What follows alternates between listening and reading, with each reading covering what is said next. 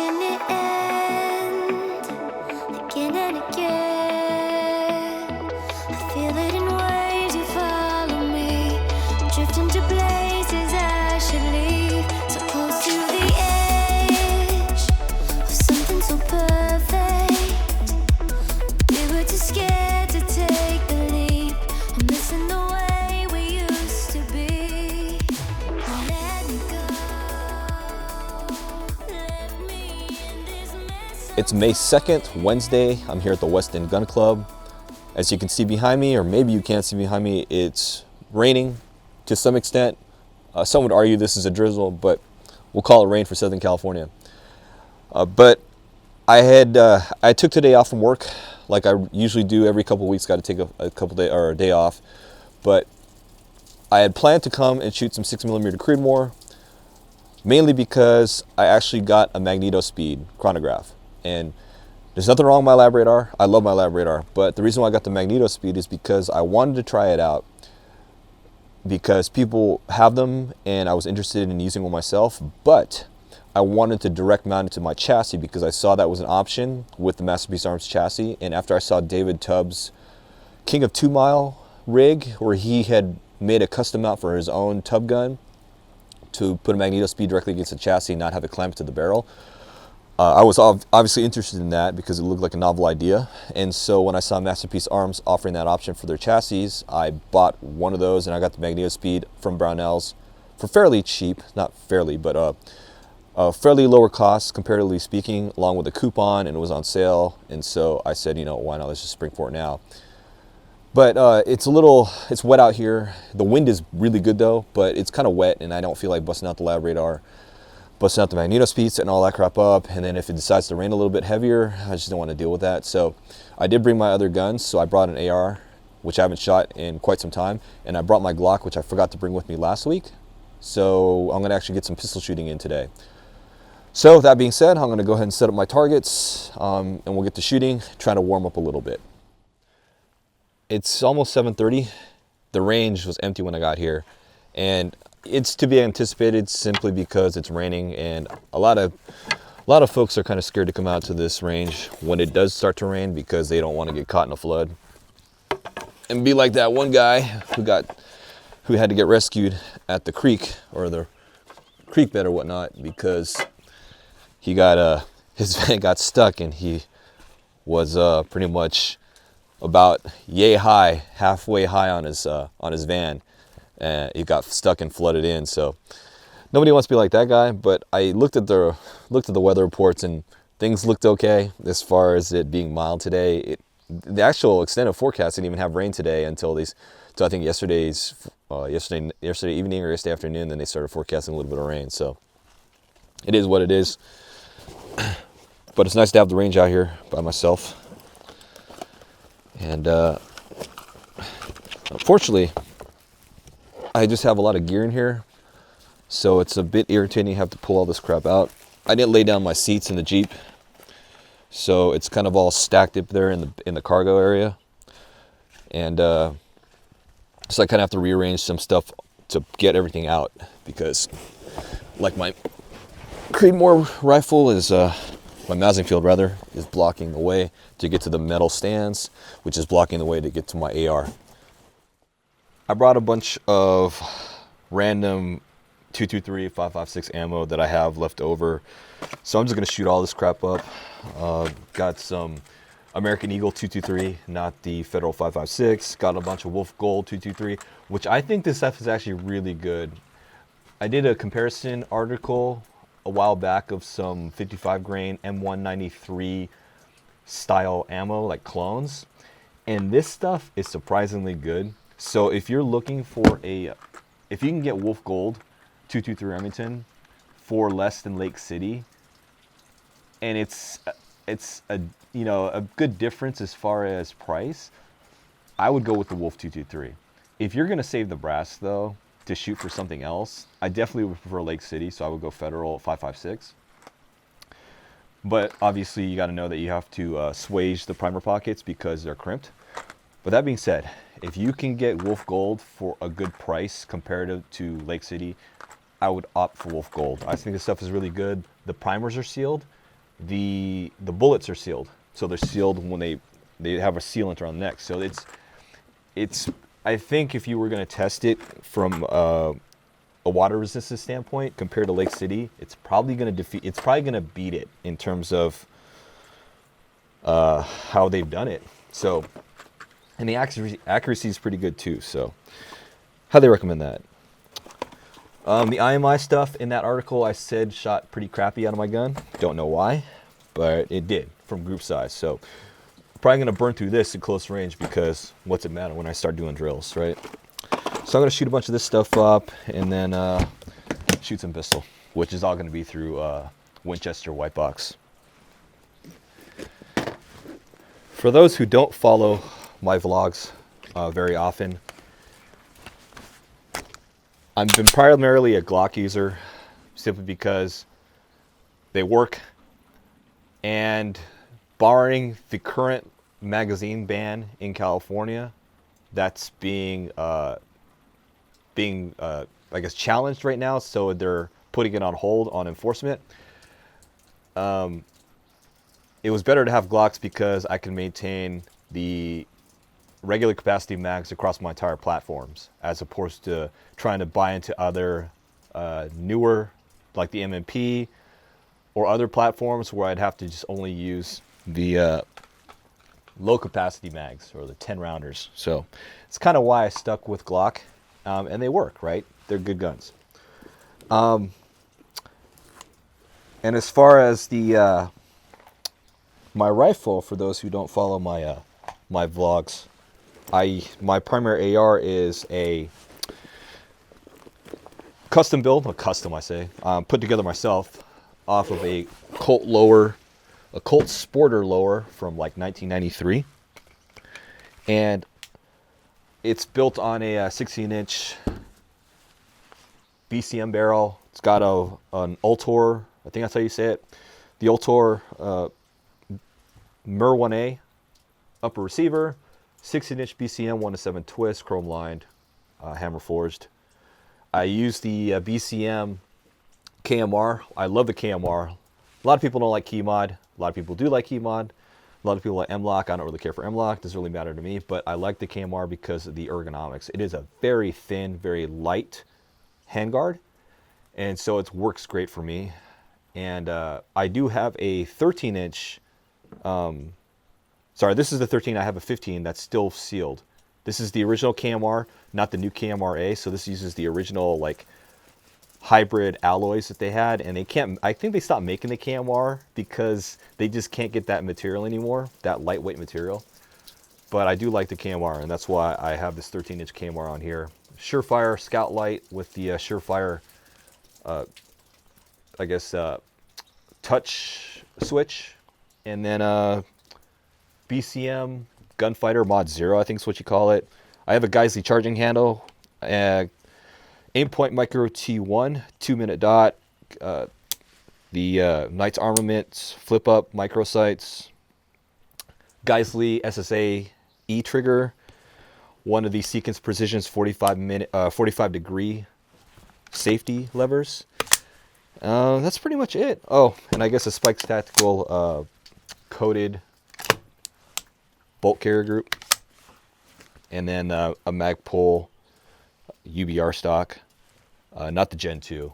I ordered a Gen 2, then it took so long to come out, and I just canceled my order, and I really lost interest in trying the Gen 2, so I just still kept the original UBR. So that's this gun, and I have an article on it the last time I ever did anything to it, so I have a full build list on my website, and I do have a video that covers this rifle. So let's get to shooting.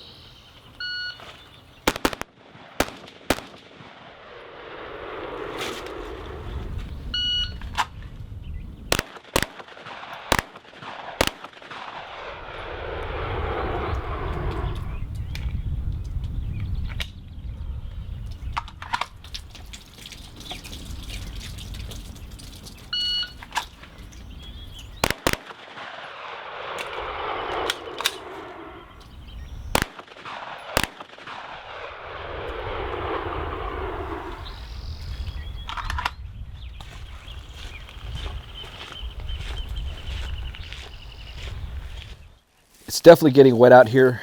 It's not really raining at all. It's just, I mean, there's this slight sprinkle, but at the same time, it's just that humidity and that drizzle effect. So even in the underneath this overhang or this overhead cover, all my gear is just covered in, you know, that fine wet mist. So I didn't notice that my camera lens was all covered in mist. So probably most of my footage there was sort of blurry, maybe.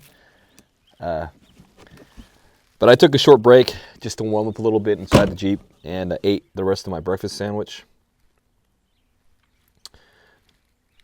I am looking, or I'm pondering into getting a red dot sight for my Glock again, because the way my eyes work, I can't see the front sight anymore. Like, I can't focus on the front sight. I mean, I can shoot relatively well. I mean, enough to hit an IPSEC target in the A zone. But it's just not comfortable. So in a defensive situation, I can shoot just fine, and I'll be able to hit my targets without issue. But from an accuracy standpoint, I just need a red dot. It'll help me out better. And for those that don't know, I did have an RMR 07 for about a year before it died. I went through 3 of them, and the third one lasted that year. The first one lasted a month, the second one was DOA, and the third one lasted a year. And I just got tired of dealing with it, so I sent it back to Brownells, got my money back. But I want to try the new Trijicon RMR Type 2s. And but I don't know. I don't feel like spending the money on it right now, because I have to get a new slide, or at least mill the slide out, or get a new slide, and then get the sight. And that's going to be about $1,000 investment again. And I'm just not right now. I got burned by the other one. Not really burned, but disappointed by the first one. So I'm not sure what I want to do, if I want to spend the money on it. Plus, they got multiple Glocks, so do you want to put multiple red dots? Yeah, that's going to get expensive. So I'll just think about it for a while.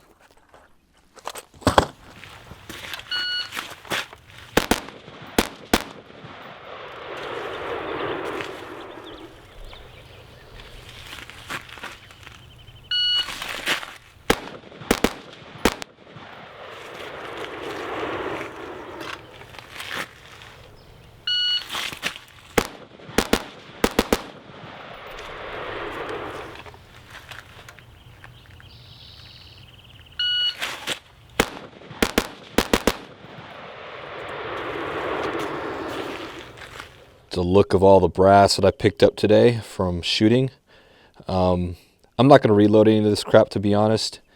I got plenty of brass anyway, 5.56 at least, Lake City, and for the most part, I don't need any 9mm. Well, I could use a 9mm, but this is all mixed 223 anyway, so I try to stick to obviously Lake City or Lapua. I'm probably just gonna. I would normally just leave it for somebody, but I'm going to go ahead and just take it, bag it up, throw it in my recycling bucket.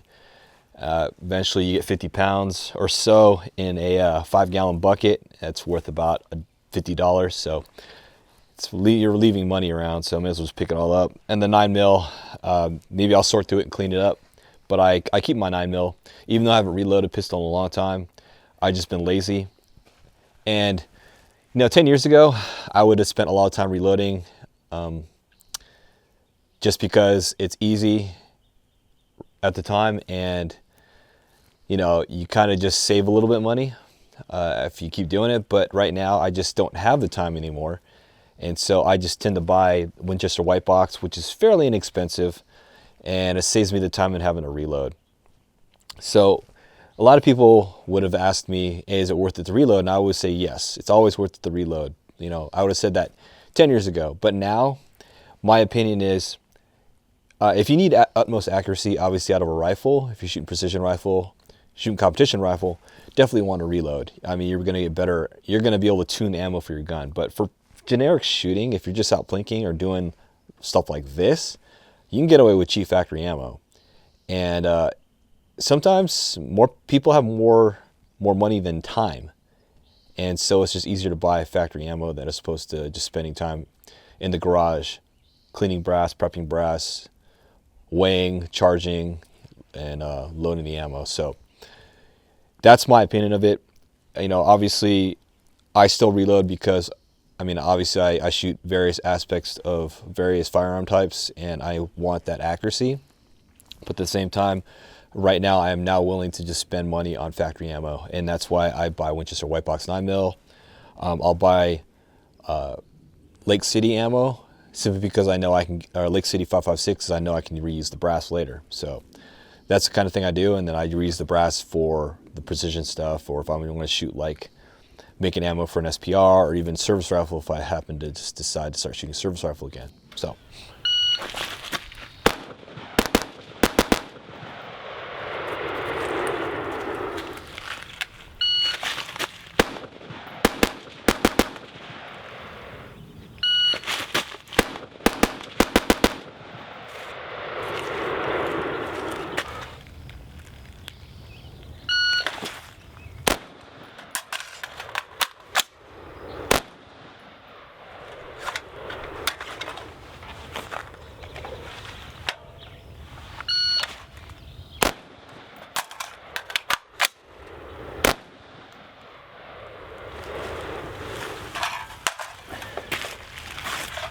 Before I throw this AR into the case and into the Jeep, just wanted to answer a question regarding cleaning the rifle after rain. Somebody asked me this after when they saw one of my vlogs where I was shooting in the rain. But for the AR, it's very simple. I mean, this thing is made out of aluminum. The only steel you really have is your barrel and maybe your sights and a couple other parts, but everything else on here should be bullet aluminum. So in general, all you have to do is, for me, I just clean it like normal. Dry everything off, spray brake cleaner to clean out the action, the trigger guard, the trigger group, the upper receiver, lower receiver trigger group, then spray out the barrel with brake cleaner, then clean as normal. Also spray out the externals. So I'll probably strip the light off and just spray brake cleaner along the hand guards and inside the barrel, just to get the barrel cleaned of any moisture.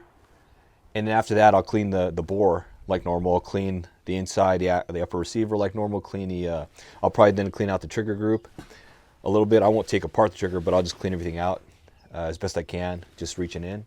And then from that, after the bore's clean and oiled down like normal, then I'll just oil the entire gun. You know, I'll spray, just oil inside the trigger area, the upper receiver, the bolt, just, all that's oiled up as normal. And then I'll try to get the externals just sort of sprayed down with oil, especially underneath the handguard. I don't strip off the handguard, but I'll just get oil inside here just to get it seep through, and I'll probably just like let it sit in a either a vise or a cradle, just have it sitting down like this and let it all trickle through and out, down the forward of the muzzle. And after that, after it sits in the garage or whatever like that for several hours, it's pretty much done. I'll just wipe down excess and you're good to go. But in general, AR, very simple to clean after it's, given you have all these little parts in here and crevices, it's not that big of a deal, and you shouldn't have to worry about rust so much. And even if you rusted your barrel on an AR, somehow just got a little rust, it ain't gonna kill you, because if you're, I don't know, depending on how good kind of shooter you are, I'm gonna run through this barrel. I'll change the barrel out in a couple of years if I shoot a lot. So it's not, you don't have to really worry about it too much. But if you got a safe clean or something, probably want to take a little bit more care of it. But it's an AR, so it's just sort of a, it's supposed to be a workhorse, and I'll treat it as such. You take care of it, but you don't have to baby it at the same time. But if I were going to shoot my my Mousing field or something, or a precision rifle, obviously I'll take a lot more care on that one, and I'll probably take apart the I'll probably take the barreled action out of the stock or chassis, and I'll clean everything up from there, because I don't want any moisture underneath the sitting in the stock or the chassis tub where the action sits, because you don't want any moisture to build up there, and that'll kill your nice custom action. So there, I'll take care of it. But something like this, spray it down, brake cleaner, clean like normal, oil the whole thing up, and you're done. Okay.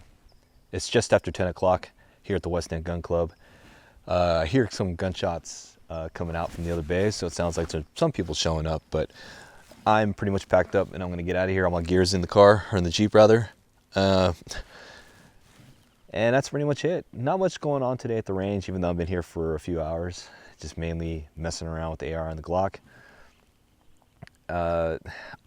Hopefully the next time I'm out, I get to try the magneto speed on that MPA chassis mount. So we'll see how that goes. But just to kind of give you a little teaser for the next range session, assuming I use the magneto speed on the MPA chassis mount, the magneto speed feels a little cheap. The way it uses spacers to set the distance of the magneto speed bayonet from the bore line, I don't like the way it uses those screws. They're very, very thin screws with small Allen key that you use for it, and it just doesn't seem very ideal. Granted, the lab radar lab radar's made out of plastic as well, and if you drop it, you could break it. So it's pick your poison, right? But the magneto speed's actually supposed to be strapped to a gun, so you have to question whether or not that's durable enough. But people have been using it for years, so I guess it's strong enough. But I just felt it was a little cheap, especially for the retail price of $3.99. The way it's designed, I wish they'd used steel or something of a little bit better material for that spacer system, and a better way to secure the spacers, because I can imagine if you're swapping spacers constantly with those screws, you're eventually going to strip them or wear them out. So I don't know. I don't know if I'm going to write a review of the magneto speed. I probably will, but I'm more interested in trying the magneto speed on that directed chassis mount. That's my interest here, so that's why I bought it. But anyway, hopefully when I get out to the next range session, probably won't be in maybe a month, because I've got a lot of stuff going on in my work life that so my entire month is busy, the entire month of May. So not sure when I'll be out to shoot again. So anyway, that's it for this range vlog. May 2nd, Wednesday at the West End Gun Club. Stay tuned. And if just a reminder, if you haven't seen my blog, I did post the Alpha Munitions brass review. So I had that posted last week or the week prior, and I also posted the Peterson brass review the month prior to that. So if you're a 6mm Creedmoor shooter looking for native brass and don't have to neck down brass, and you want something better than Hornady, Peterson brass, Alpha Munition brass, both good, but read my reviews to pick which one you think will work best for you. So that being said, thanks for watching this vlog. I'll see you in the next one.